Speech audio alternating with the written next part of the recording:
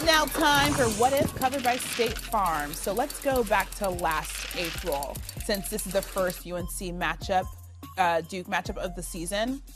Last April, we got a classic one in the Final Four. Now, Tar Heels were an 8 seed. We didn't expect them to go that far, but they upset Baylor. They upset UCLA, ended St. Peter's Cinderella run, and there was Coach K's final season, Duke UNC. Duke a 2 seed. UNC ends up winning it. They go on to play Kansas in the final. No one expected them to be there. Oh. But let's go back to that matchup. What if Duke won that game?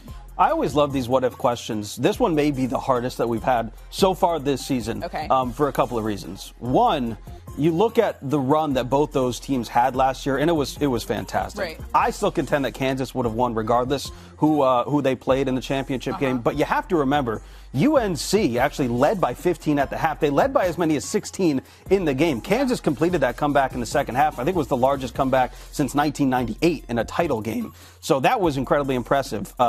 But then you kind of ask the question, all right, Duke had the best offense in the ACC last year. They averaged over 80 points per game. They also had one of the best second-half defenses in the entire country. They had one of the better defenses in the ACC as well, but the second half, they really turned it on.